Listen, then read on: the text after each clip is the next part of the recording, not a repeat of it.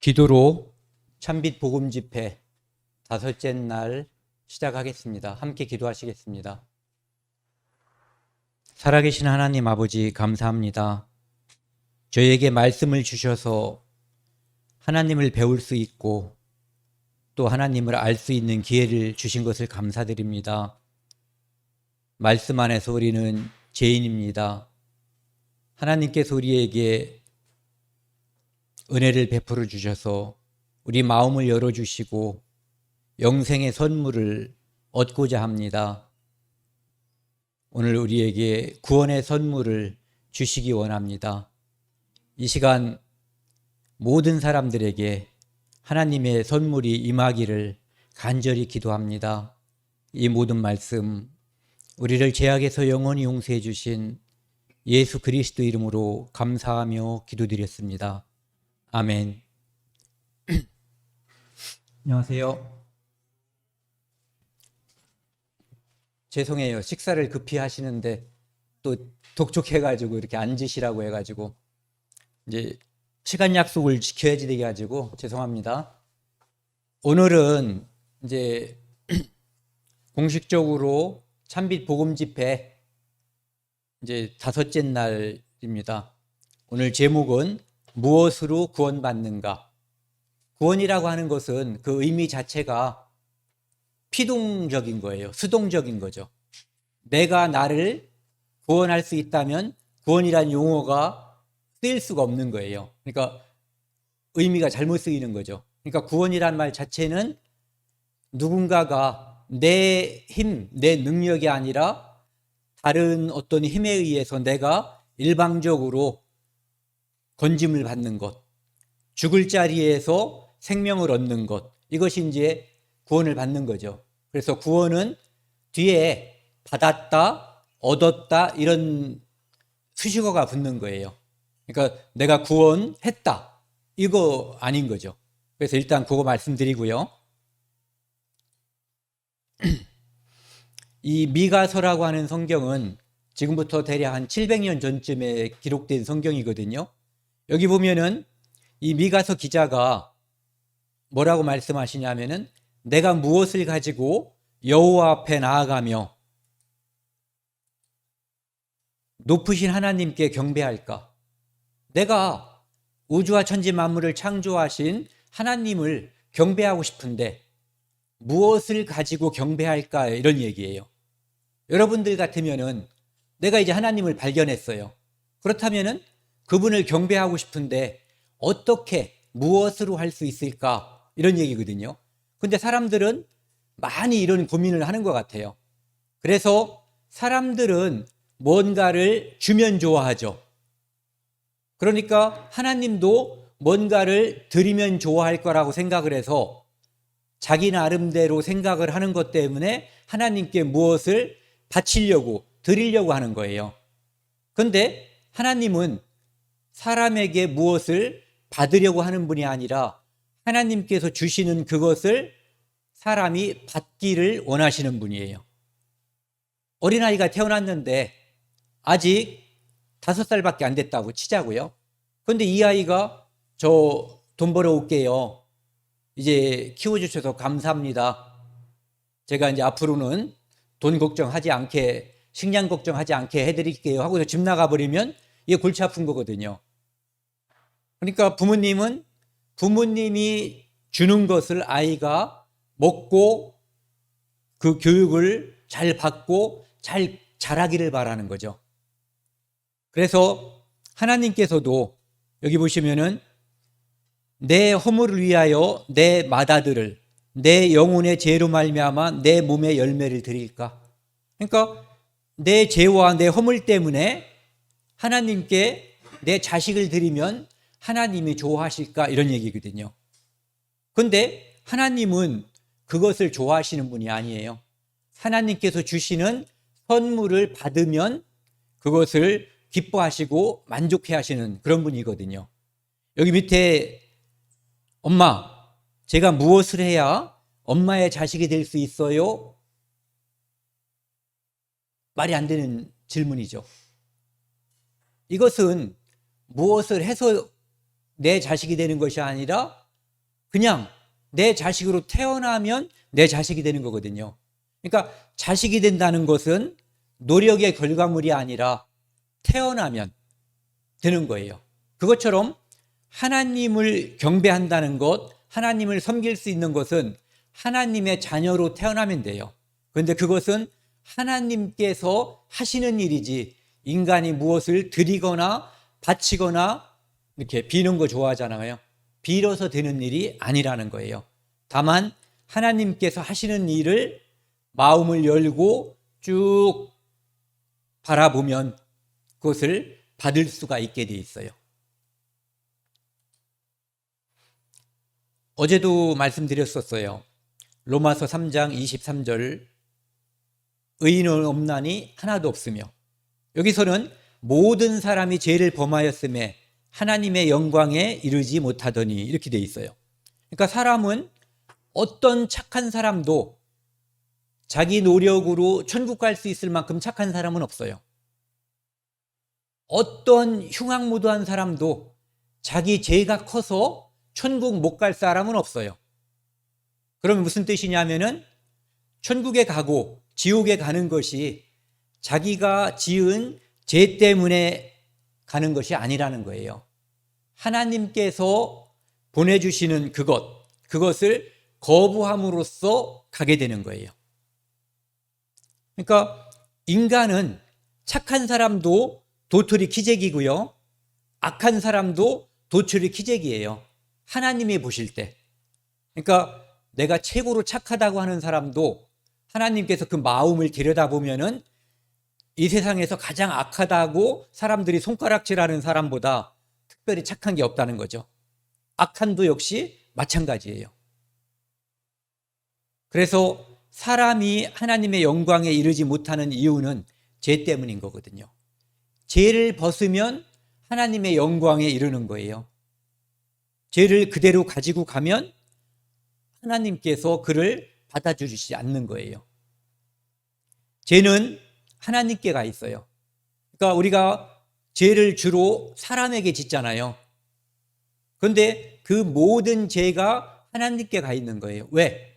이 땅에 있는 모든 사람은 하나님의 피조물이기 때문에. 예를 들어서 어떤 사람이 우리 아이를 제 허락도 없이 막 패고 있으면은 우리 아이가 일단 화가 나겠죠. 그리고 두 번째, 제가 엄청 화가 날 거예요. 제 자식은 제 허락 없이 누가 패면은, 때리면 부모를 모독하는 거예요. 업신여기는 거죠. 그것처럼 이 땅에서 저질러지는 인간에 대한 모든 죄는 하나님을 경시하고 하나님을 모독하는 거예요. 그래서 인간이 지은 모든 죄는 하나님께 가 있어요. 그렇기 때문에 내가 누구에게 잘못을 용서를 비는 것도 중요하지만 하나님께서 용서하셔야만 진정으로 용서가 되는 거예요.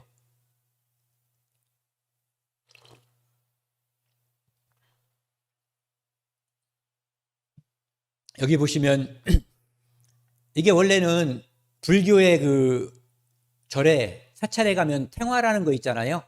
불교 그림.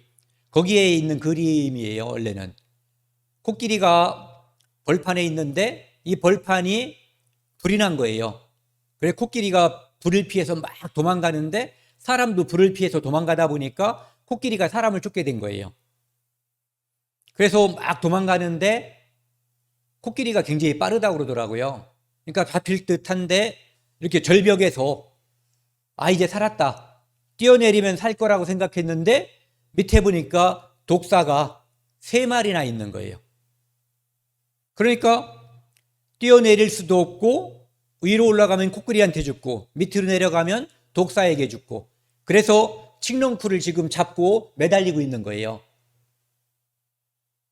그러니까 어떻게 해도 이 사람은 죽을 수밖에 없는 거죠. 올라가도 죽고 내려가도 죽고 매달려도 언젠간 죽는 거예요. 힘이 빠져서.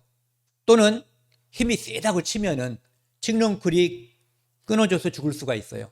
그런데 그 칡렁쿨에 벌집이 있었는데 그곳에서 꿀 한 방울이 뚝 떨어졌는데 공교롭게도 이 사람의 이 입에 떨어진 거예요. 혀에. 그래서 이 사람은 그 상황에서 정말 달콤하구나 이런 만족, 기쁨을 느낀다는 거죠. 그것은 마치 오늘 죽을지 내일 죽을지 모르는 사람이 이를테면은 자기 무덤에서 춤추고 잔치 벌이는 것과 똑같다는 얘기예요. 사람의 앞날을 모르는데 사람은 죽으면 누구든지 지옥이에요.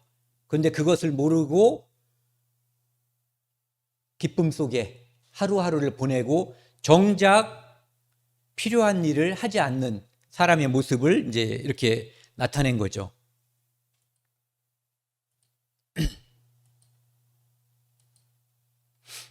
사람은 이 땅에 태어나고 죽는다라고 하는 공통점이 있어요. 누구나. 어떤 집에 태어나는지 우리 부모가 누구인지에 따라서 살아가는데 굉장히 도움도 되고 또 어떤 사람은 고통스럽게 살 수도 있어요. 하지만 태어나고 죽는다라고는 공통점이 있는데 하나님께서 그 태어나고 죽는 그 사이 이걸 인생이라고 하죠. 이 인생에서 한 가지만 하면 성공하는 거예요. 그것이 뭐냐면은 영생을 얻는 거예요. 구원을 얻는 것. 우리가 이 죽음의 강을 건널 때 필요한 게 뭐가 있겠어요? 한국에서는 사람이 돌아가시면 입에다 노잣돈을 넣어주더라고요. 동전 같은 거. 그거 가지고 죽음의 강을 건널 수 없어요. 어떠한 많은 돈도, 권력도, 지식도 이 죽음의 강을 건널 수가 없어요. 오직 믿음으로만 건널 수 있는 게 죽음의 강이에요. 그래서 우리가 이런 시간을 갖는 이유가 이 죽음의 강을 안심하고 안전하고 쾌적하게 건널 수 있는 준비를 하자는 거예요. 이 일은 누구에게나 닥치거든요. 다만 언제 닥칠지를 몰라요. 이 로마서 10장 2, 3절 말씀은요, 원래 이제 이스라엘 사람들에게 하신 말씀이에요. 사람들이 하나님께 열심히 있어요. 하나님께 인정받으려고 뭔가를 열심히 한다는 뜻이에요. 그런데 올바른 지식, 성경을 따른 것이 아니라는 거예요. 그리고 하나님의 의를 모르고 하나님이 무엇을 좋아하는지 모르고 자기 의를 세우려고 내가 이렇게 하면은 하나님께서 좋아하시겠지, 하나님이 후한 점수를 주시겠지 하고 힘써서, 빨간 글씨 한번 같이 읽겠습니다. 힘써 하나님의 의에 복종하지 아니하였느니라. 하나님께서 원하시는 일은 이건데 다른 짓, 요즘은 그런 걸 뻘짓이라고 그러죠. 엉뚱한 짓만 한다는 얘기예요. 하나님께서 원하시는 것은 쉽고 간단하고 아주 간편한 일이에요. 그런데 고생은 고생대로 하고 하나님께 인정을 받지 못한다, 이런 얘기죠. 그래서 이스라엘 민족도 결국은 하나님께 버림을 받은 거예요. 이 말씀 같이 읽겠습니다. 디모데전서 2장 4절 말씀, 아주 중요한 말씀이에요. 하나님은 모든 사람이 구원을 받으며 진리를 아는 데에 이르기를 원하시느니라. 하나님은 모든 사람이 구원받기를 바라셔요. 이것이 진심이면은 모든 사람이 구원받게끔 해놓으셔야 되겠죠. 동네 사람이 100명인데 음식은 10인분만 준비해놓고 동네 사람들 다 오라고 초청하면은 그 잔치는 엉망이 되겠죠. 하나님은 모든 사람이 구원받기를 원하시고 그분은 거짓말하지 않으시는 분이에요. 그렇기 때문에 모든 사람이 구원받게끔 해놓으신 거예요. 그래야 하나님이시죠. 하다못해 우리 사람들도 자식들한테 야, 밥 먹자 하는데 자식이 5인데 밥 한 그릇만 딱 놓고 5명 아이들을 부르냐고요. 그렇지 않거든요. 하나님은 모든 사람이 구원받고 진리를 아는 데 이르기를 원하셔요.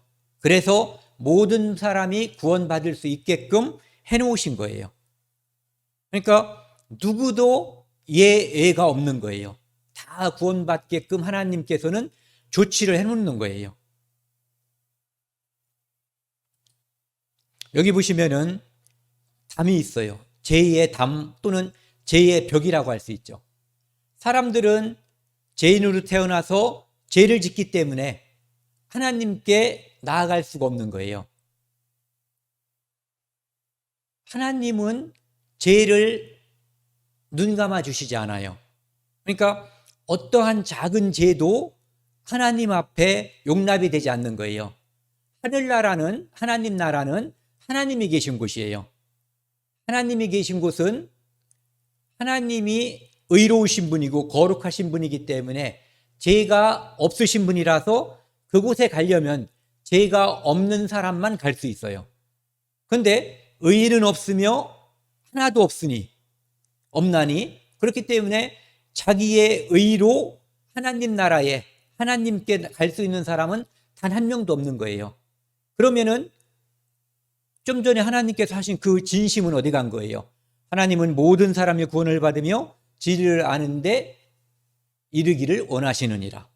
그렇기 때문에 하나님께서는 모든 사람이 죄로 말미암아 올 수 없는 그것을 죄와 관계없이 올 수 있게끔 조치를 해놓으시는 분이에요. 그래서 이 죄의 담은 오직 하나님만 허물 수가 있어요. 사람은 어떠한 노력으로 아까 말씀드린 것처럼 어떠한 지식, 어떠한 부, 어떠한 권력 무엇으로도 이 죄의 담을 허물 수가 없어요. 이걸 허물어야만 또는 이걸 넘어서야만 하나님께 갈 수 있는데, 그런데 여기 파란 거 우측에 이 그림을 보시면은요, 이게 그림이 두 개 있는 거예요. 이쪽에 보시면 하나님께서 이 죄의 담을 사람이 허물지 못해서 사람이 어찌할 수 없어서 하나님께 나아갈 수 없는데 그것을 하나님이 허물어 주신 거예요. 그림으로 보시면 하나님께서 이 벽을 죄의 담을 폭 차가지고 부셔버린 것처럼 보이죠. 벽돌이 이쪽에 다 쌓여버렸어요. 그래서 이 죄의 담, 죄의 벽은 오직 하나님께서 허물어 주실 수가 있는 거예요. 그래서 그분이 열어주시면 우리가 나아갈 수가 있는 거예요.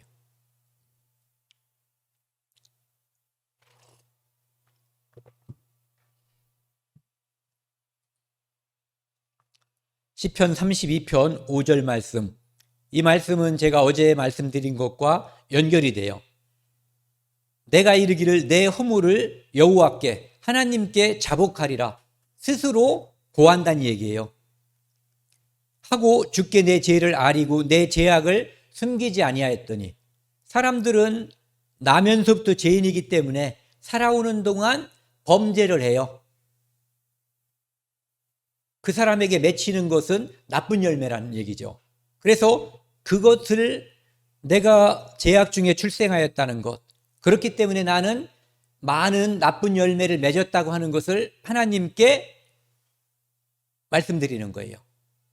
그러면 내 죄악을 하나님께 숨기지 아니하였더니 주께서 내 죄악을 사하셨나이다.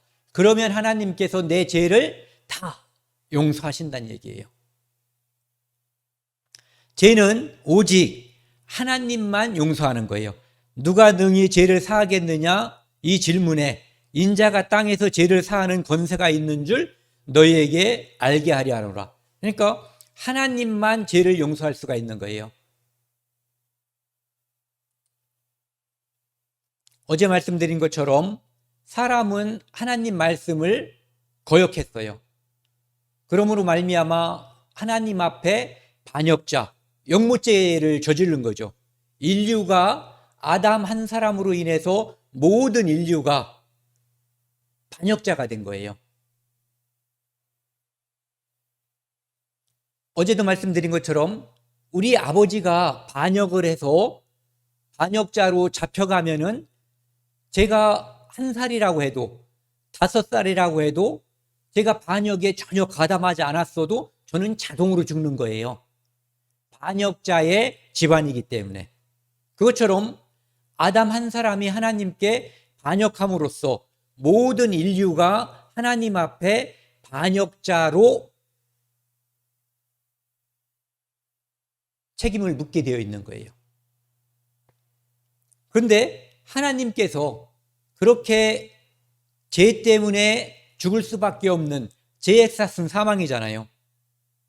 그 반역자 집안을 하나님께서 용서하기 위해서 하신 일이 있어요. 그게 뭐냐면은 아담과 하와는 하나님께 범죄하고 나서 자기가 자기 잘못을 스스로 가리기 위해서 무화과나무 잎을 엮어서 치마를 해 입었거든요. 그런데 그것은 자기가 만든 거죠. 그리고 무화과나무 잎은 햇빛이 찌고 좀 지나면은 다 말라 비틀어져요. 만들고 또 만들고 반복해도 진정으로 자기의 잘못을 가려줄 수가 없는 거예요. 그런데 하나님께서 그들을 위해서, 아담과 그의 아내를 위해서 가죽옷을 지어 입히셨어요. 가죽옷은 첫 번째, 하나님이 만드셨다는 거, 하나님이 만들어서 주셨다는 거. 무화과나무 잎으로 만든 치마는 그들이 만든 거고, 가죽옷은 하나님이 만든 거죠. 그리고 이것은 일회용이고, 하나님이 만든 가죽옷은 영원하게 쓸 수 있는 옷인 거예요. 그래서 이 가죽옷을 지어 입혔다는 것은 비록 지금 그 사람들이 하나님의 말씀을 거역하고 에덴 동산에서 쫓겨나지만 하나님께서 그들을 위해서 먼 훗날 영원한 속죄, 영원히 그들의 죄를 완전히 용서해 줄 것을 그림자, 예표로서 보여주신 거예요. 이 그림자는 나중에 예수 그리스도를 뜻하는 거예요. 그래서 아담과 하와는 에덴 동산에서 쫓겨난 다음에 자식을 낳게 되거든요. 그래서 그 자식들에게 하나님께서 지어주신 가죽옷에 대해서, 사람이 하나님께 죄를 지으면 반드시 가죽옷이 필요하다는 거, 가죽옷에는 비밀이 있는 거예요.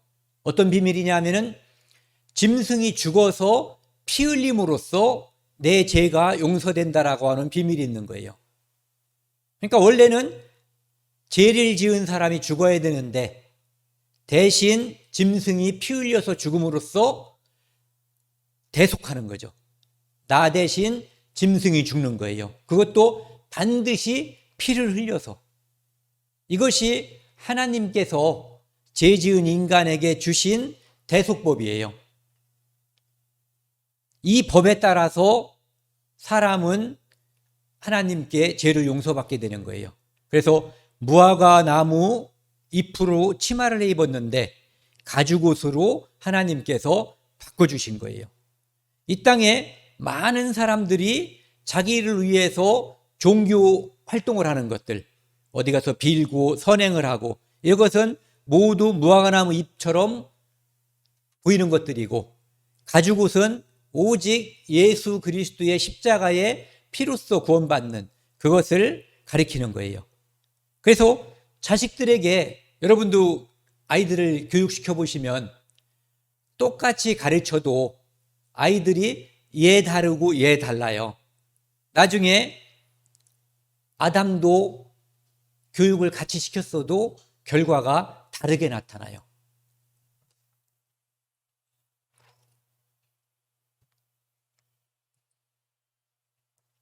좀 전에 말씀드린 것의 이제 설명이에요. 레위기 17장 11절에 보시면요, 하나님의 법은 육체의 생명이 피에 있기 때문에 오직 피만이 죄를 용서하는 거예요.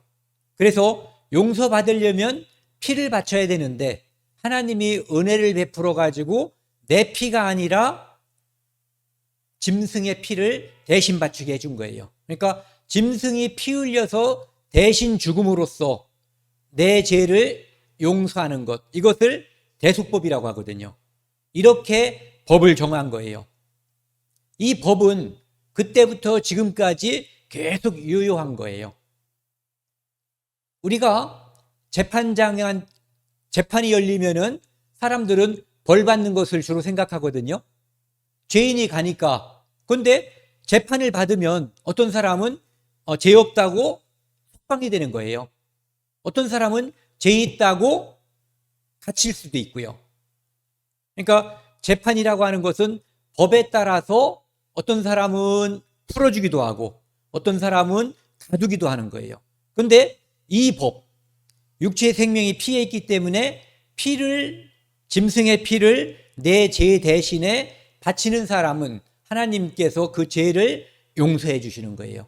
이것이 하나님께서 만든 법이고 합법적으로 내 죄를 용서받는 방법이에요. 여기 보시면 이제 대속법이라고 되어 있는데요. 이런 거예요. 여기 죄인이 있어요.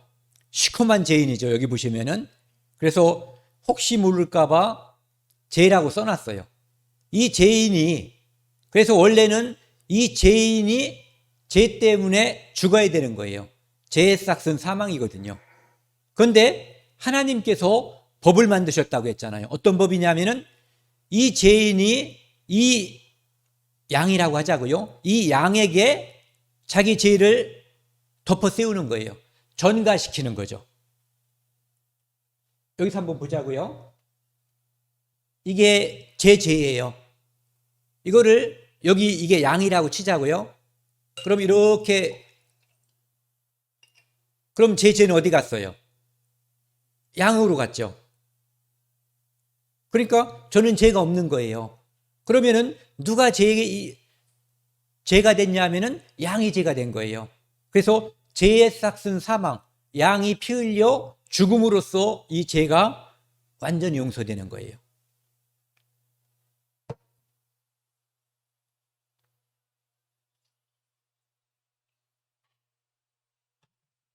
그래서 여기 보시면은 이 죄가 양에게 완전히 옮겨졌거든요. 그러니까 이 사람은 죄가 없어졌고 양은 죄 덩어리가 돼버린 거예요. 그러니까 이 사람은 죄가 없어요. 그러니까 다만 이 사람이 죄가 용서받는 것은 이 짐승이 피 흘려 죽는 거예요. 이 짐승이 처참하게 피 흘려 죽는 모습을 보면서 이 사람은 죄가 얼마나 무서운 결과를 낳는지에 대해서 알게 돼요. 또 한 가지, 내 죄 때문에 죄 없는 양이 대신 죽은 거에 대해서 마음이 아픈 거죠. 그리고 감사하게 되는 거예요. 이것이 하나님께서 대속법을 만드신 이유고 대속법의 절차예요. 이거에 따라서 모든 사람의 죄를 용서하는 거예요. 그래서 처음으로 하나님께서 대속법을 보여주신 것이 가죽옷이었잖아요. 그래서 아담은 분명히 자기 자식들에게 교육을 시켰어요. 너희들이 죄를 지으면 짐승을 잡아서, 양을 잡아서 거기에 내 죄를 옮기고, 안수한다는 표현을 써요. 안수한다는 것은 아까 말씀드린 것처럼 내 죄를 양에게 다 덮어 씌우고 옮긴다는 뜻이에요. 그러면은 이제 양이 죄덩어리가 되니까 양이 피 흘려 죽어야 되는 거예요. 아담에게 가인이라는 아들과 아벨이라고 하는 아들이 있었어요. 그들이 각각 하나님께 제사를 드렸는데 가인은 공부를 덜 했는지 그래서 이렇게 강연히 하고 그럴 때도 졸지 말라는데 이유가 있어요.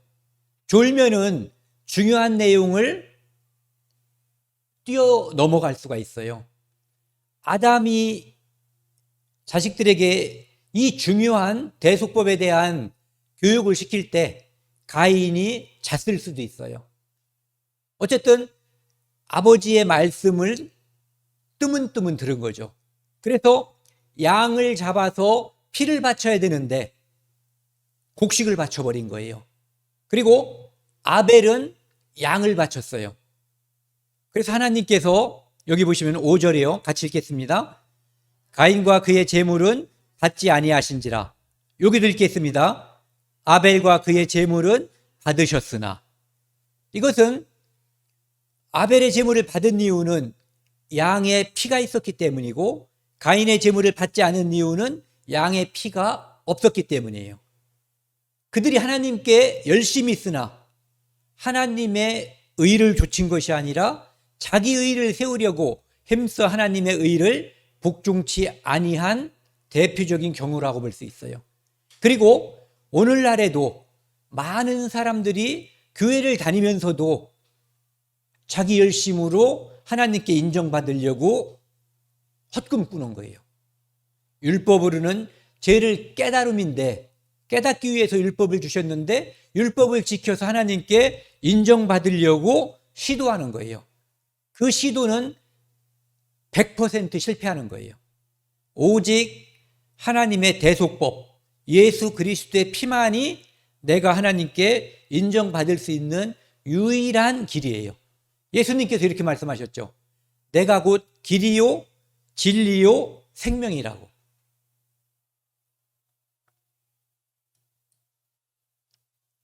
여기 보시면 지난번에 한번 말씀드렸어요. 이 그림 기억나시죠? 출애굽할 때 10번째 내린 재앙이 유월절 재앙이거든요.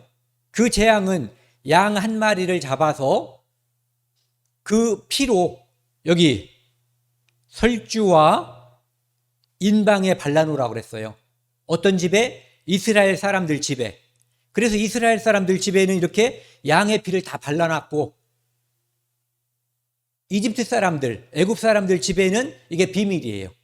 그들은 양의 피를 아무도 바르지 않았어요.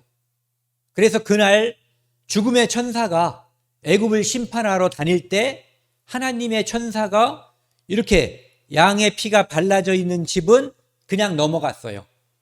그리고 양의 피가 발라져 있지 않은 집은 그 집에 살고 있는 장자와 짐승의 첫 새끼들을 다 죽여버렸어요.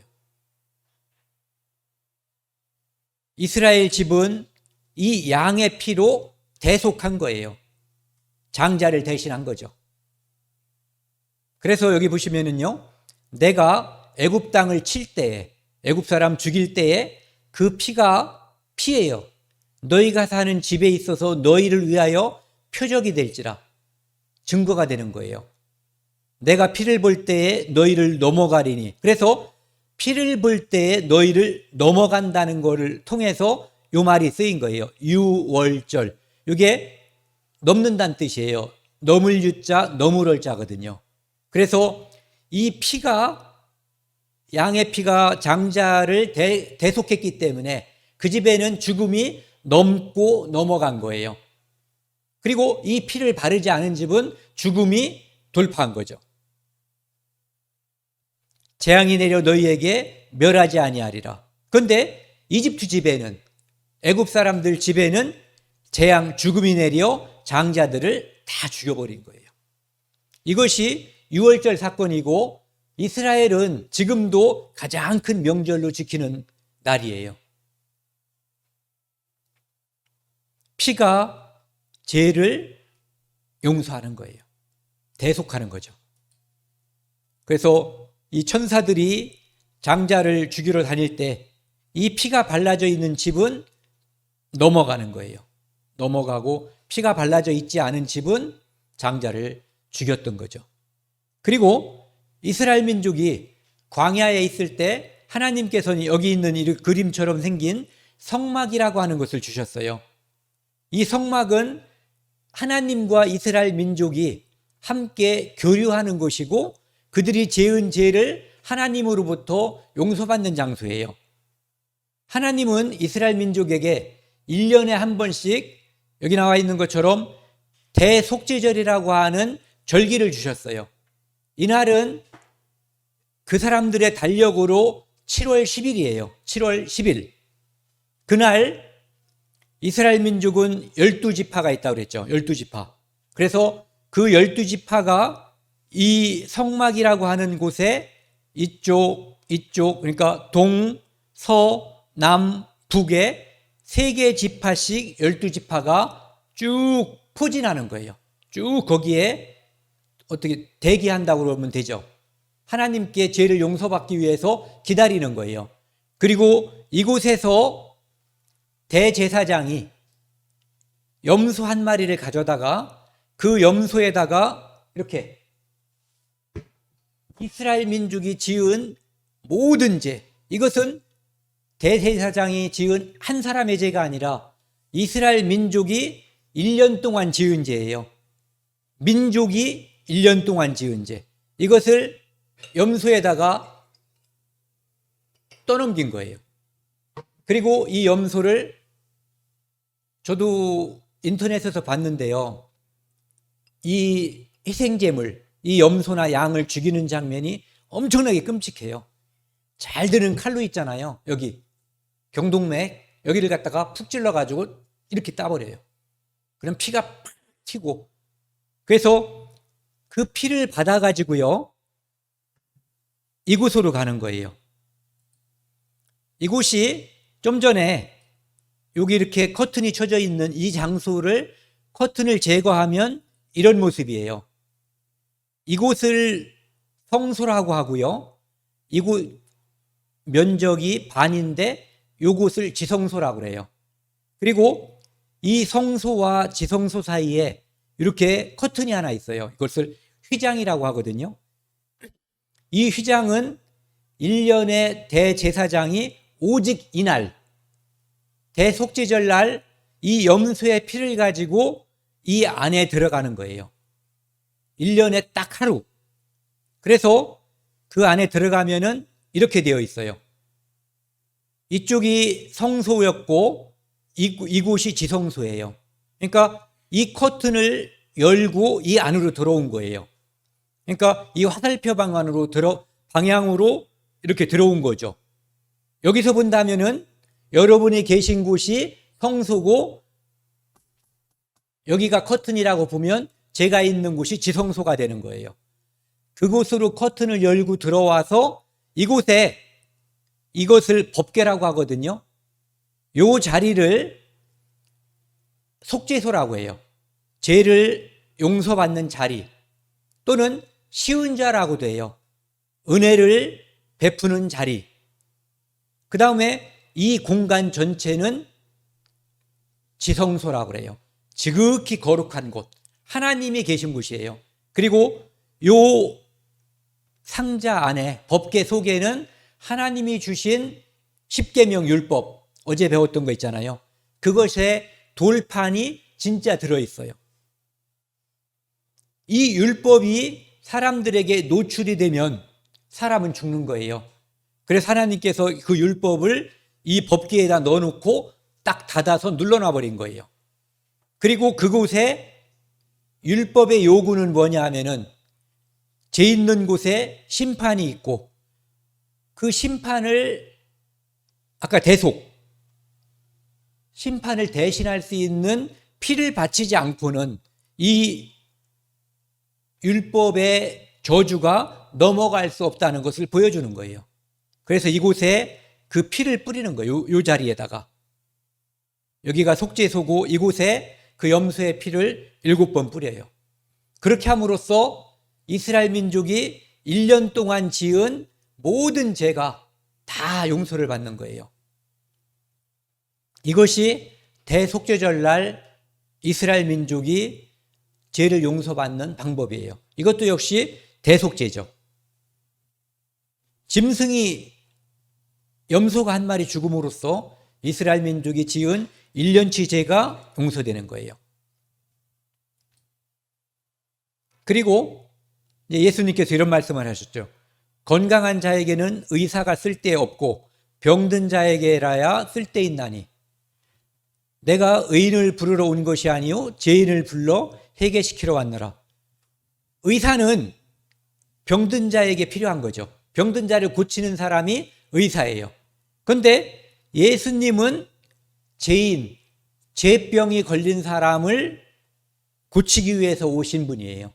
그러니까 죄인을 살리는 의사가 예수님이죠. 어제는 우리가 죄인이라고 하는 것을 진찰한 거예요. 당신은 죽을 병에 걸렸습니다. 이제 수술을 해야 됩니다. 아니면 이렇게 특효약이 있으니까 이 약을 먹어야 됩니다. 이렇게 진찰을 한 거예요. 그리고 오늘은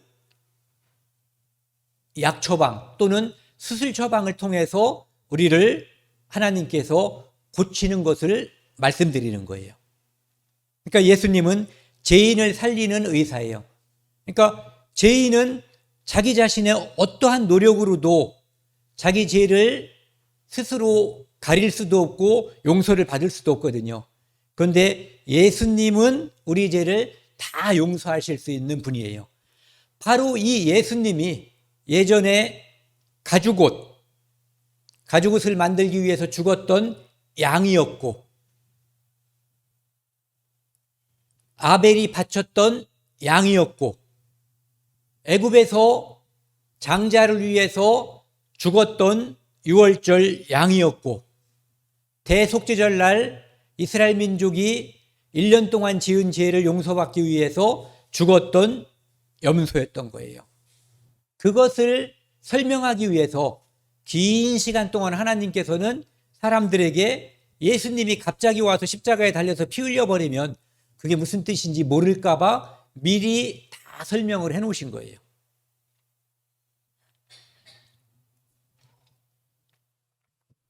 그래서 예수님이 이 땅에 태어나기 전에 지난번에도 말씀드린 것처럼 예수님이 태어나기 700년 전쯤에 이 땅에 처녀를 통해서 태어날 것을 미리 알려주신 거예요. 예언하신 거죠. 그래서 사람들이 우리를 구원하실 분은 처녀의 몸에 속했구나, 이것을 기대하게끔 알게끔 미리 말씀해 주신 거예요. 그리고 또 그분은 베들레헴, 다윗 왕의 고향인 베들레헴에서 태어나는구나, 이것도 알게끔 미리 알려주신 거예요. 그러니까 이것을 합치면 처녀의 몸에서 아기가 태어나는데 그분은 베들레헴에서 태어나고 그분은 여기 그의 근본은 상구의 영원에 있느니라, 하나님이시라는 거죠. 그분이 우리를 구원하기 위해서 사람의 모습으로 태어날 것을 미리 말씀해 주신 거예요. 사람들에게 준비시키는 거죠. 그래서 예수님은 하나님이 사람의 형상으로 우리 죄를 용서하기 위해서 한 마리 양처럼, 한 마리 염소처럼 피 흘려 죽어주시기 위해서 오신 분이에요. 처음부터 그분은 피 흘려 죽어주시기 위해서 오신 분이에요. 아들을 낳으리니 마태복음 1장에요. 이름을 예수라 하라. 그가 자기 백성을 그들의 죄에서 피 흘려서 구원할 자이심이라. 즉 양처럼 죽어주기 위해서 이 땅에 오신 분이 예수님이라는 거예요. 요한일서 3장 5절 말씀에는요, 그가 우리 죄를 없애려고, 우리라고 하는 말을 아까 표현으로 바꾸면은 모든 사람이라고 바꿀 수가 있어요. 하나님은 모든 사람이 구원을 받으며 진리를 아는 데 이르시기를 원하시느니라. 그러니까 그가 모든 사람의 죄를 없애려고 나타내신 것을 모든 사람이 아나니 그에게는 죄가 없느니라. 그는 누구일까요? 그는 누구예요? 예수님. 예수님은 죄가 없으신데 그분이 이 땅에 우리를 구원하기 위해서 오신 분이에요. 염소는 죄가 없죠. 양도 죄가 없어요. 그래서 염소에게 또 양에게 죄를 전가 덮어 씌울 수가 있었던 거예요. 그런데 엄밀하게 생각을 해보자고요. 과연 사람이 죽어야 될 자리에 염소나 양이 죽는 것이 합당한지, 이것은 그렇게 해서 나중에 예수님이 우리 죄를 용서할 것을 설명하기 위해서 그림자로서 보여준 것이지, 실제로 사람의 죄를 용서하려면 사람이 대신 죽어야 되는 거예요. 그것도 누가? 죄 없는 사람이. 그래서 이 땅에는 아무도 죄 없는 사람이 없는 거예요. 100% 다 죄인이잖아요. 그래서 죄가 없으신 분이 우리 죄를 담당하기 위해서, 우리 죄를 덮어쓰기 위해서 죄가 없으신 분이 필요하니까 하나님께서 사람의 모습으로 오신 거예요. 하나님은 죄가 없고, 그래서 그분이 사람의 모습으로 오셔서 우리의 죄를 대신한 거예요. 그러니까 예수님은 몇백 년 전부터 이미 죽어주러, 우리 죄를 위해서 피 흘려서 죽어주러 오기로 약속된 분인 거예요. 대속물로 오신 거예요. 대속물. 우리 모든 인류라고 하면은 헷갈리는 사람들이 있어요. 나의 죄를 대신 갚아주기 위해서. 나라고 하는 것은 저뿐이 아니라 여러분들 각자가 다 나예요. 그래서 내 죄를 대속하기 위해서, 갚아주기 위해서 오신 분이 예수님이에요. 그래서 예수님은 아담 안에 있지 않았기 때문에 우리 죄를 대속할 수 있었어요. 여기 1번이 아담이라고 치면은 지금 2번은 1번에서 나온 거예요. 아까 예를 들면은 가인과 아벨이 요 1번에서 나온 거죠. 그리고 이 3번은 2번에서 나온 자식들이에요. 4번은 3번에서 나온 거고, 5번은 4번에서 나왔어요. 여기 6번은 지금 보이지 않죠. 이게 작년 11월 달에 찍은 사진이거든요. 여기 옆에를 보시면은요. 이 그림은 이 당시에 이 6번도 여기에 없어요. 이 당시에는 아무도 이 땅에 흔적이 없었을 때예요.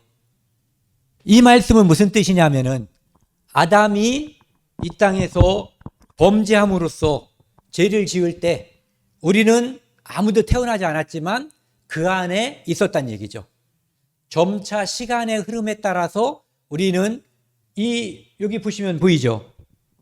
여기에서 여기 나오는 거예요. 이렇게 나오는 거거든요. 그래서 모든 인류는 또 헷갈려요. 나는 그 당시에 아담 안에 있었던 거예요.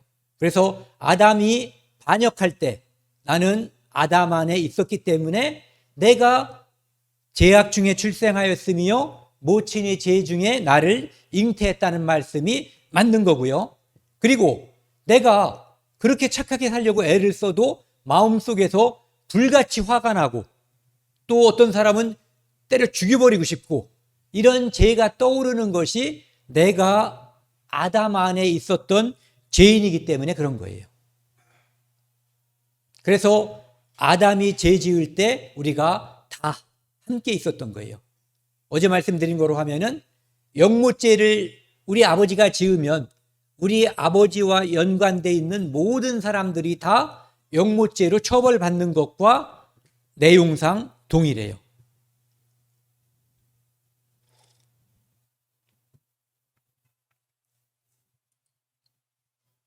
그래서 예수님은 유월절 양이라고 소개되는 거예요. 유월절 양.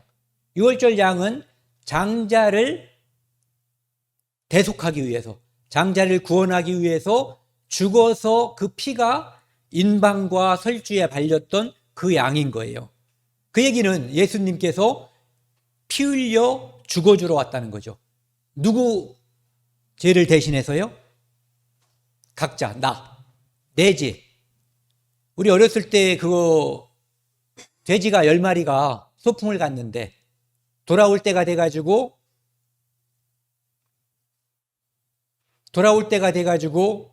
인원 파악을 한 거예요. 10마리가 같이 갔는데 세보니까 9마리밖에 없어요. 난리 났잖아요. 이제 해가 저물고 집에 가야 되는데 흩어져서 찾고 또 세봐도 9마리. 나중에 확인했죠. 나를 빼놓은 거. 나까지 합쳐서 10마리인데 이 돼지가 자기를 빼고 센 거예요.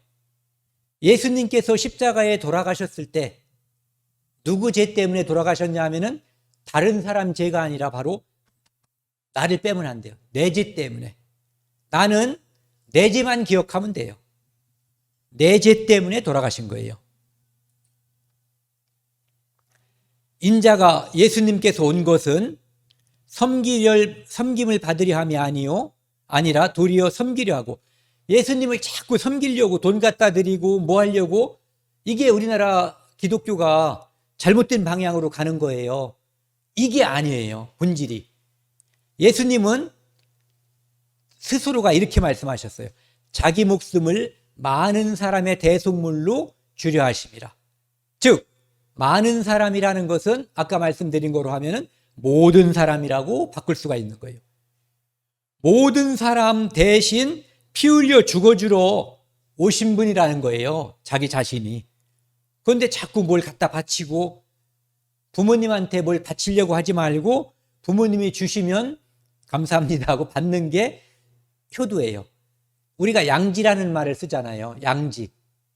부모님의 뜻을 받드는 게 효도거든요.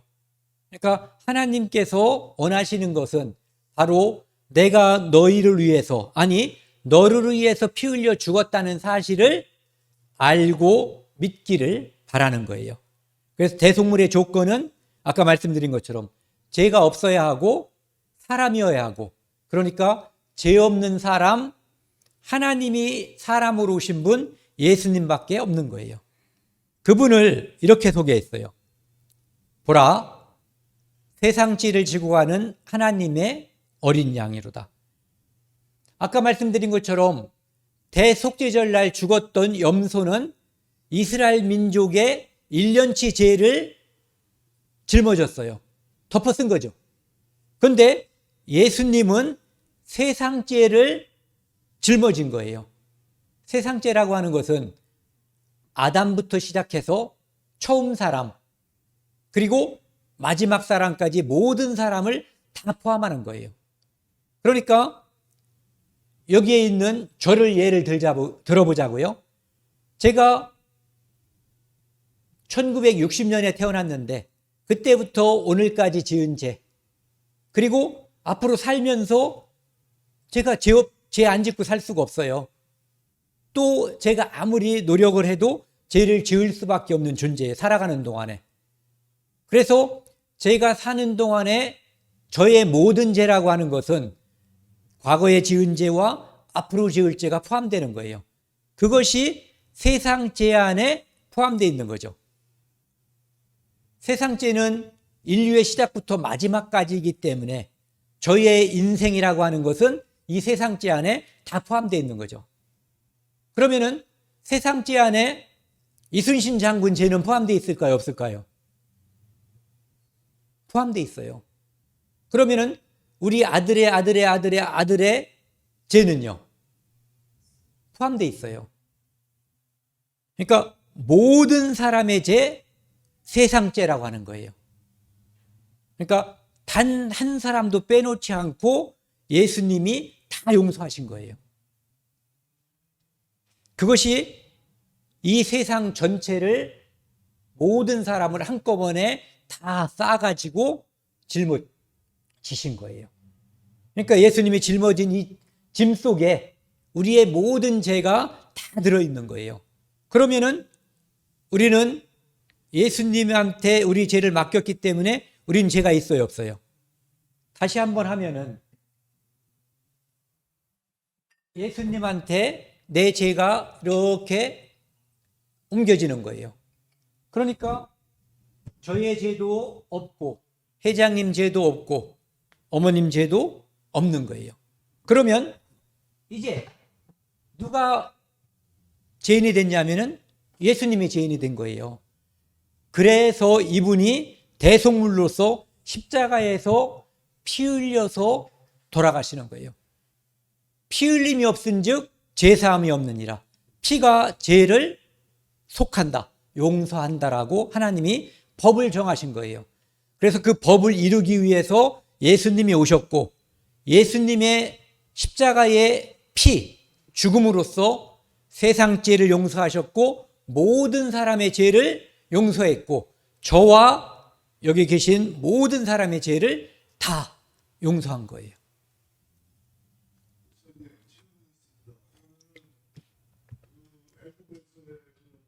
예.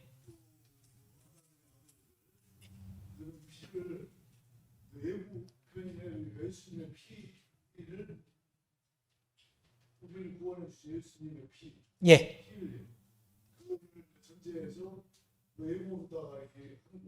그렇죠.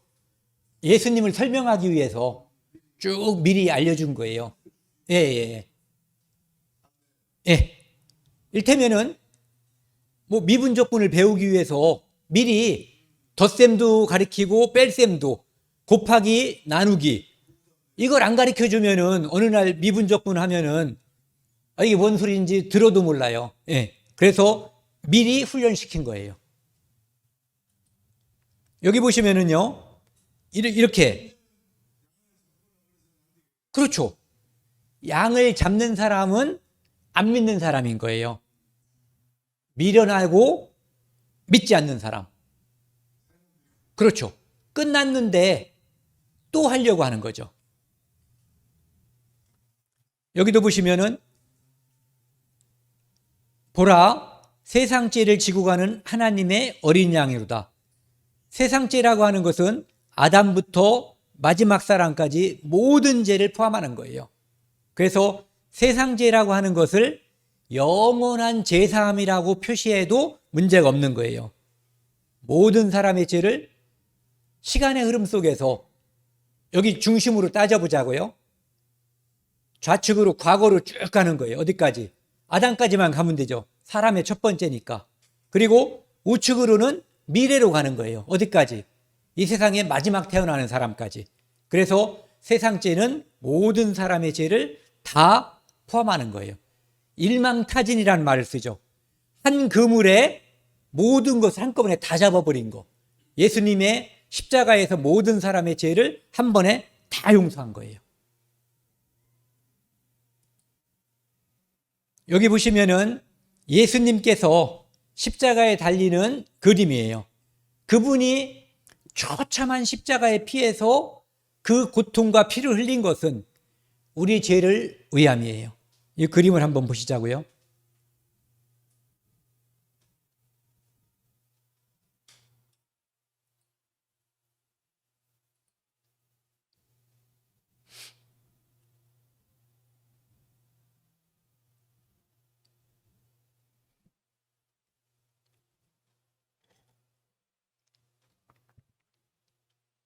소리 나올 거예요. 이튿날 요한이 예수께서 자기에게 나오심을 보고 이르되 보라 세상 죄를 지고 가는 하나님의 어린 양이로다.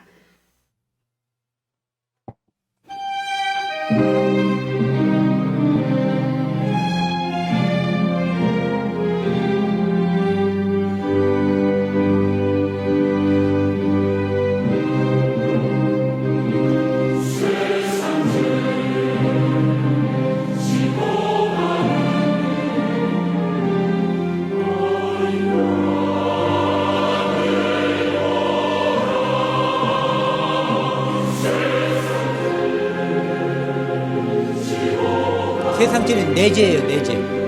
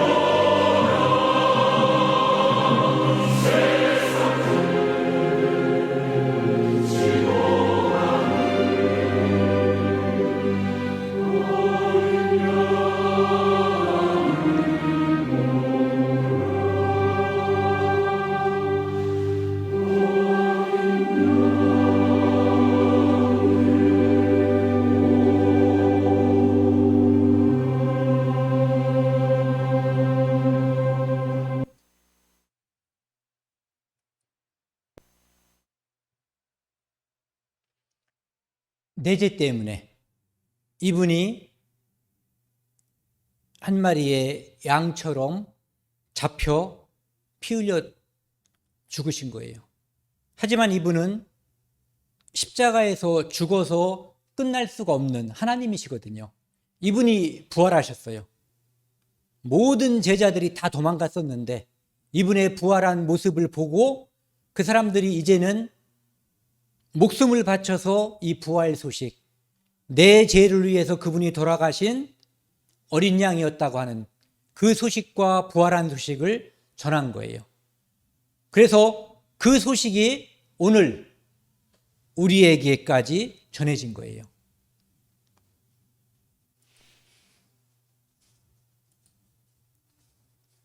예수님께서 십자가에서 마지막으로 하신 말씀이 이 빨간 글씨예요. 한번 읽어보실래요?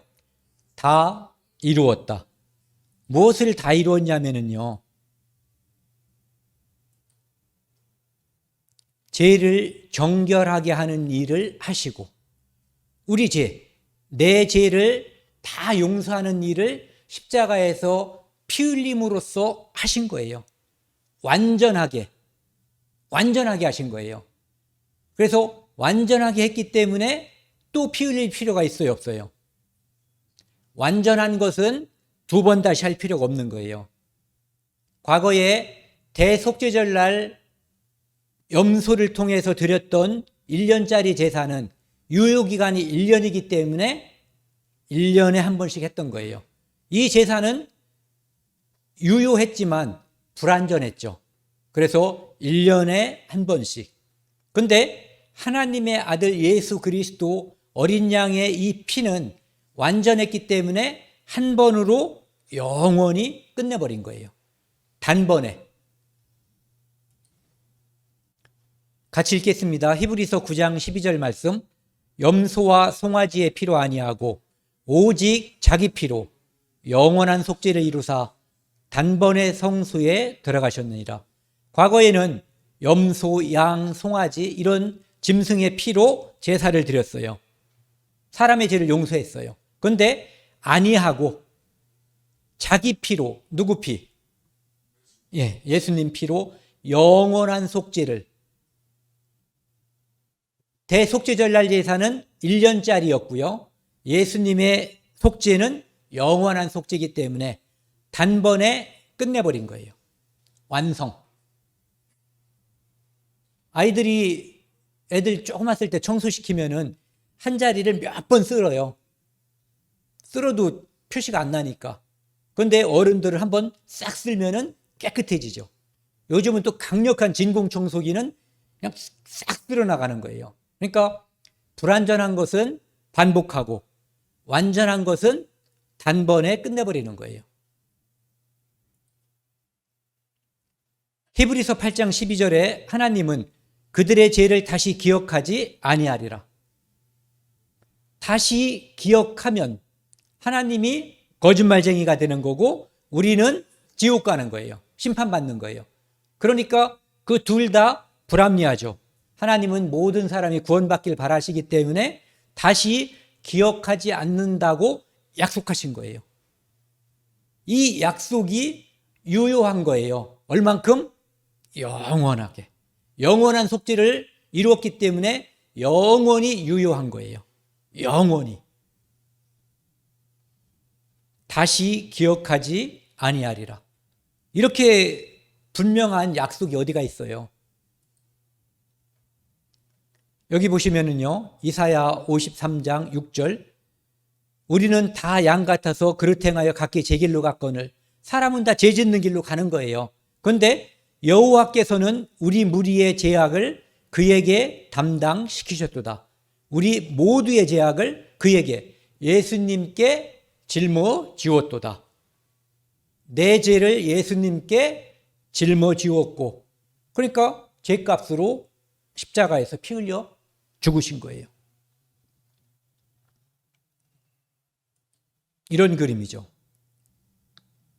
여호와께서는, 하나님께서 우리의 죄악을 예수님께 담당시킨 거예요. 그래서 내가 지었던 이 죄를 예수님에게 걸어놔 버린 거죠. 이 사람이 지은 죄를 예수님에게 걸어놔 버린 거예요. 그러니까 이 사람들은 죄가 없고 예수님은 죄덩어리가 된 거예요. 얼만큼 이 땅에 태어날 모든 사람의 죄가 예수님의 십자가에 다 짊어진 거죠. 모든 세상 죄, 내 죄를 포함. 이게 제일 중요한 거예요. 내 죄 포함. 내가 돼지 새끼면 안 돼요. 나도 10마리에 속해야 되는 거예요. 예. 그래서 과거에 가죽옷을 통해서 피로써 옷을 입혀주겠다. 피옷을. 그것은 바로 대속의 그림자를 보여주신 거예요.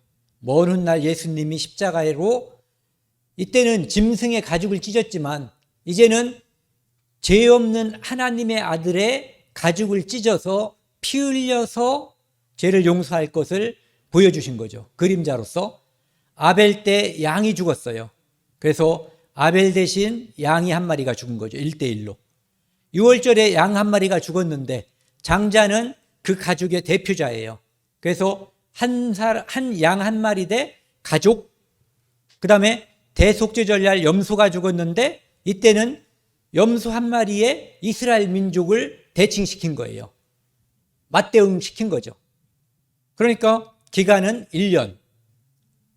제가 예전에 이때 눈치를 챘어요. 아, 예수님은 모든 민족, 모든 사람의 모든 죄를 영원히 용서했겠구나. 그래서 짐작대로 십자가에서 하나님의 아들 예수 그리스도는 모든 죄, 인류의 모든 죄, 세상 죄를 영원히 용서하신 거예요. 한 마리의 어린 양이신 예수님이 모든 사람의 죄를 영원히, 1년짜리가 아니라 영원히, 이스라엘만이 아니라 모든 민족, 모든 사람, 세상 죄를 용서하신 거예요. 이게 하나님의 약속이에요. 그래서 과거에는 대제사장들이 해마다 다른 것의 피를 가지고 대속죄절날 지성소에 들어갔어요. 왜? 올해 염소가 죽었으니까 내년엔 다른 염소를 잡은 거죠. 그런데 예수님은 그렇게 하지 않는다는 얘기예요. 자기를 자주 드리려고 아니할지니 그리하면 그가, 예수님이 세상을 창조할 때부터 이스라엘 전통에 따르면 1년에 한 번씩 죽여주는 거 안 한다는 얘기예요. 자주 고난 1년에 한 번씩 죽었어야 할 것이로되 이제 자기를 단번에 희생제물로 드려 피 흘려 죄를 없이 하시려고 세상 끝에 나타나셨느니라. 한 번에 영원히 끝내버렸다는 것을 설명하는 거예요. 옛날 방식 안 한다는 거죠. 이게 원래는 검은 건데 약간 검게 안 보여요. 검은 죄, 이 시커먼 속이 시커멓다고 그러잖아요. 우리의 이 검은 죄를 예수님의 피로, 피가 죄를 속하거든요. 피를 볼 때 너희를 넘어간다고 약속해 주셨어요. 예수님의 피로 흰눈보다 더히게 하얗게 용서하신 거예요. 그래서 예수는 우리를 깨끗게 하시는 주시니 그의 피 우리를 눈보다 더히게 하셨네. 원래는 까만 죄인데 예수님의 피로 내 죄를 영원히 용서하신 거예요. 하얗게. 그래서 우리는 하나님 앞에 의인이 된 거예요. 내가 내 속을 뒤져보면은 죄가 보이지만 그분이 나를 바라보면 의롭게 바라본다는 뜻이에요. 왜? 이 글자를 보세요. 이게 한자 오르르이 자거든요. 오르르이 자는 두 자로 구성이 되어 있어요. 두 자가 합쳐진 거예요. 양양자와 나아자. 나는 의인은 없나니 하나도 없으며 나는 죄인이거든요. 그래서 나는 심판받고 지옥 갈 수밖에 없는 죄인인데 예수 그리스도 세상 죄를 지고 가는 하나님의 어린 양이 피를 흘려서 나를 가려주신 거예요.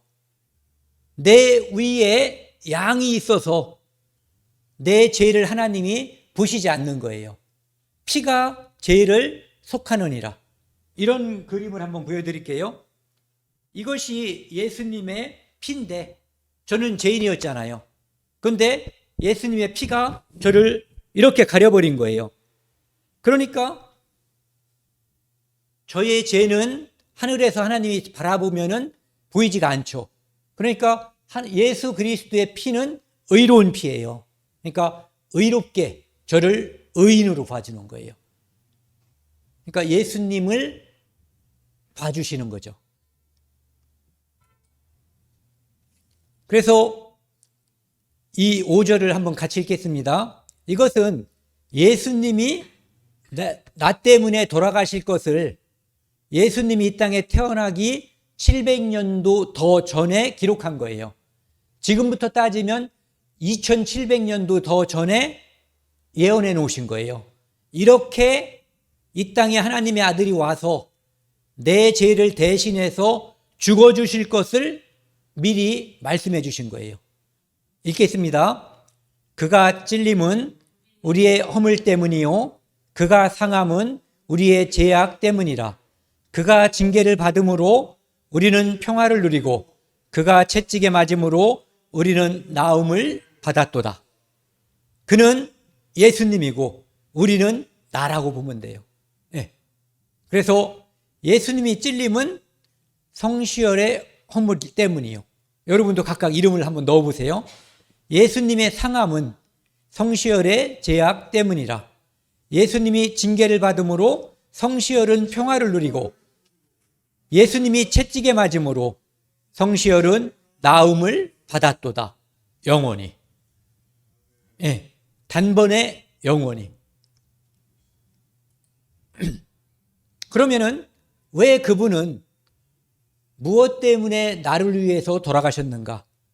그분은 나의 아버지신 거예요. 육신으로는 나를 낳아주신 어머니가 있고 아버지가 있잖아요. 근데 이 땅에 있는 족부를 보자고요. 족부를 보면은 창녕성씨 일대 조상 밑에 족부에 이만한 사람들이 지금 포진하고 있는 거예요. 쭉 태어났죠. 이분 밑에 다 사람들이 들어있는 거거든요. 아담 밑에 모든 사람들이 다 들어있는 거예요. 그래서 우리는 각자는 우리 아버지가 있고 할아버지가 있지만 위로 쭉 올라가면은 우리가 여기 있지만 요만큼 올라가면 조상에서 한 명으로 연결이 돼요. 그래서 우리를 만드신 분이 하나님이시기 때문에 그분은 우리의 아버지셔요. 우리는 그의 손으로 지으신 거죠. 그래서 여러분들도 자식들이 뭐가 잘못될까 봐 애들이 예를 들어 보증을 잘못 써서 감옥에 가게 되거나 뭐가 되면은 대신 돈을 갚아주는 거예요. 대속하는 거죠. 사람도 자기 자식을 위해서 뭔가를 대신해줘요. 그래서 하나님도 우리 자식들이, 하나님의 자식들이 잘못돼서 지옥 갈까봐 대신 피 흘려서 죽어주신 거예요.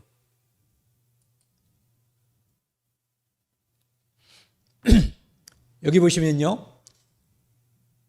엄청난 약속이 또 있어요. 17절, 18절 천천히 또 한번 읽겠습니다. 또 그들의 죄와 그들의 불법을 내가 다시 기억하지 아니라시라 하셨은즉 이것들을 사하셨은즉 다시 죄를 위하여 제사 드릴 것이 없느니라.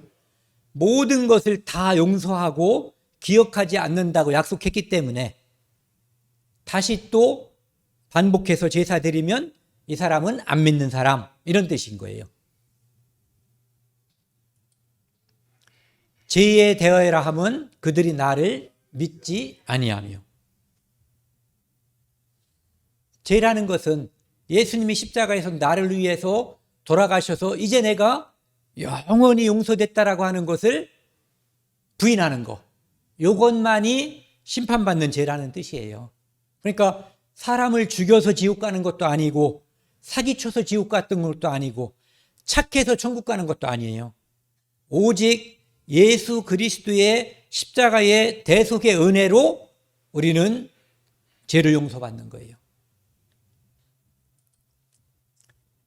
한 사람으로 말미암아 사망이 한 사람으로 말미암았으니 이 사람 한 사람은 누구일까요?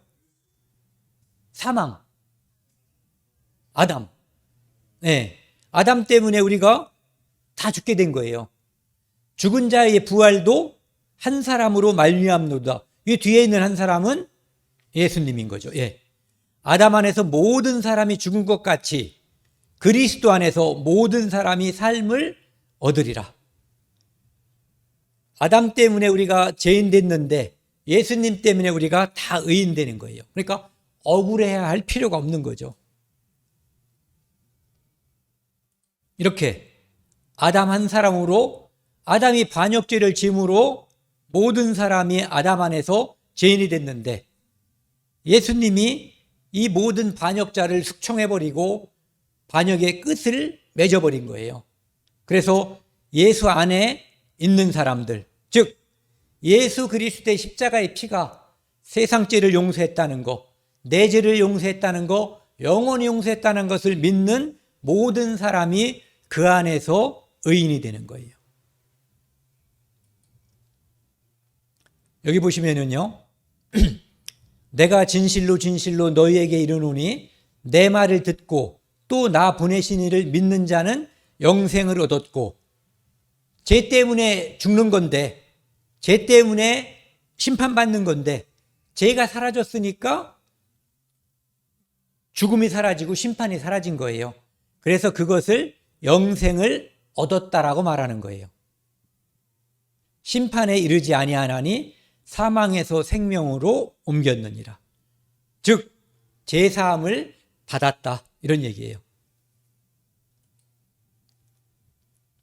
의롭다 하신 이는 하나님이시니 누가 정죄하리요? 하나님께서 우리를 예수 그리스도의 피로 의롭다고 하는데 하나님이 가장 강하신 분이고 심판자인데 누가 우리를 데려다가 다시 심판하겠냐, 이런 얘기예요. 애들이 그런 말을 하죠. 택도 없다고. 네. 절대 불가능한 거예요. 하나님이 안아버린 거예요. 내가 그들에게 십자가에서 내 죄를 모두 용서했다는 사람들에게 영생을 주노니 영원히 멸망치 아니할 것이요 또 그들을 내 손에서 빼앗을 자가 없느니라. 하나님이 받아들인 거예요. 아무도 아버지 손에서 빼앗을 수 없느니라. 당연하죠. 또 지금 어떻게 보면은 하나님께서 저 양반이 왜 치매가 오셨나 하신 말씀을 또 하시고 비슷한 말씀을 계속 반복하시잖아요. 왜? 혹시 졸다가 깨도 그 중에 어떤 것을 들으면 기억하라고. 하나님은 중요하기 때문에 많이 반복하시는 거예요. 나 곧 나는, 이분은 하나님이세요. 하나님 곧 하나님은 하나님을 위하여 내 허물을, 각각 나예요. 나의 허물을 도말하는 자니 내 죄를 기억하지 아니하리라. 아까도 절대 기억하지 않는다고 약속하셨죠. 이것을 사하셨은즉 다시 제사 드릴 것이 없느니라. 이사야 44장 22절에는 아주 시적으로 표현했어요. 내가 내 허물을 빽빽한 구름같이, 구름이 지금 빽빽하게 있어요. 뒤가 보이지 않게끔. 내 죄를 안개같이 없이 하였으니, 안개가 빽빽했는데 구름처럼 안개처럼 빽빽했던 것을 한꺼번에 싹 사라지게 한 거예요. 예수 그리스도의 피로 너는 내게로 돌아와라. 내가 너를 구속. 여기에서 이 구속은 잡았다 이런 구속이 아니라 용서했다 이런 뜻이에요. 그러니까 안심하고 와라 이런 얘기예요. 초청하는 거예요. 이미 용서했으니까 와라. 안심하고 오라는 거죠. 예.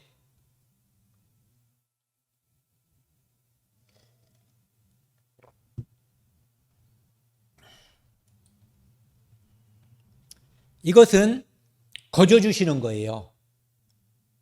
사람들은 뭔가를 자꾸 뭘 내려고 그러는데 그게 아니라 하나님께서 어떤 것으로도 살 수 없는 거예요. 지구를 전체를 팔아도 구원을 살 수가 없고, 이 땅에 있는 최고의 지성들의 이 머리를 가지고도 구원을 살 수가 없어요. 대체할 수 있는 게 아무것도 없어요. 그래서 거저 주시는 거예요. 믿음으로 말미암아 구원을 받았으니, 뭘 믿냐면은 십자가의 피를 믿는 거예요. 예. 이것은 행위에서 난 게 아니에요. 내가 무엇을 함으로써 쟁취하는 것이 아니라 하나님이 나를 불쌍히 여겨서 일방적으로 주시는 그것을 받는 것, 얻는 것. 이것이 구원을 받는다, 은혜를 받는다, 영생을 얻는다, 이렇게 표현하는 거예요. 그러니까 다 피동, 수동형인 거죠.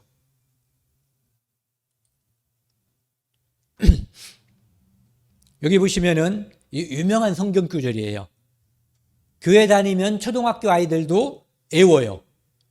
하나님이 세상을 이처럼 사랑하사, 얼만큼, 어떻게 십자가의 피 흘림으로써 모든 사람의 죄를 대속하기 위해서 엄청난 피와 고난을 당할 만큼 하나님이 사람으로 오셔서 죽기도 하시고 그만큼 사랑했다는 거예요. 독생자, 즉 하나님이 사람으로 오셨으니 이는 그를 믿는 자마다 멸망하지 않고 영생을 얻게 하려 하심이라. 우리에게 제사함으로 말미암는 구원, 영생을 주기 위해서 이 땅에 오셨다는 거죠.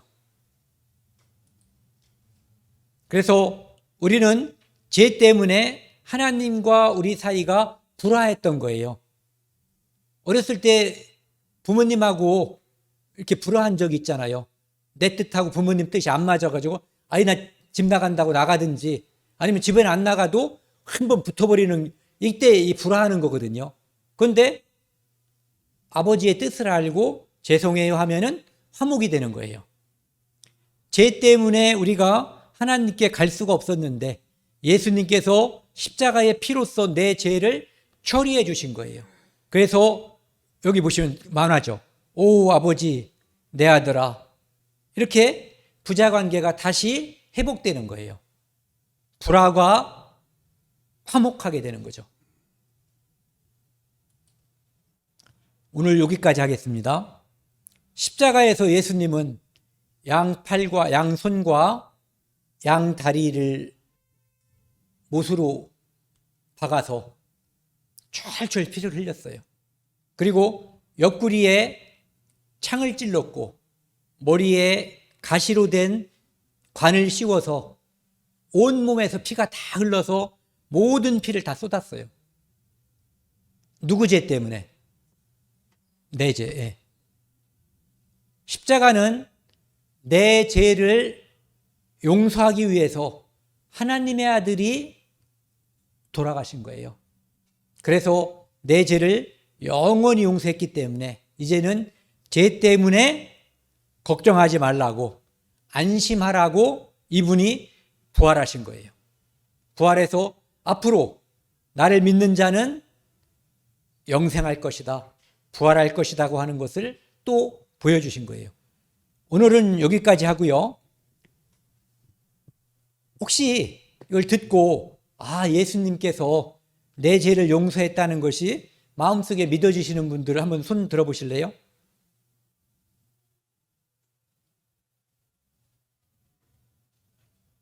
예. 혹시 안 믿어지신 분들은 또 들으면 그 다음에 또 믿어질 수도 있어요. 그리고 이번 주 일요일 날은 오늘 요 부분을 좀 더 반복하고요.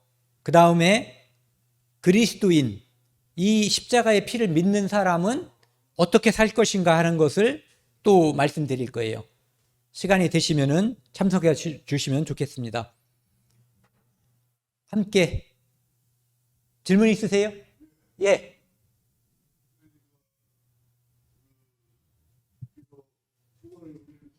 예. 예.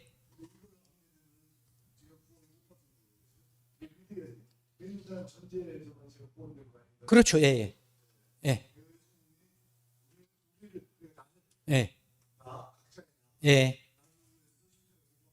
예. 그렇죠. 그렇죠. 죄에 대하여라면 그렇죠. 예. 그렇죠. 예, 예. 믿어줘야 되는 거예요. 예. 함께 기도하시겠습니다. 하나님 아버지 감사합니다. 예수 그리스도의 십자가의 피로 나의 죄를 영원히 온전히 용서하여 주시고 부활하심으로 우리에게 부활이 있음과 천국에서 삶이 영생이 있음을 알려주신 것을 감사드립니다. 우리는 연약하지만 하나님의 아들의 피를 믿음으로 우리는 부활할 수 있고 천국에 대한 소망을 가질 수 있습니다. 감사드립니다. 믿어진 사람들에게 하나님의 자녀로서 어떻게 살 것인가 그 삶을 또한 인도해 주시고 아직 믿어지지 않는 분들에게 말씀을 계속 들음으로써 믿음이 생길 수 있도록 도와주십시오. 이 모든 말씀 우리를 죄악에서 영원히 용서해 주신 예수 그리스도 이름으로 감사하며 기도드렸습니다. 아멘. 감사합니다.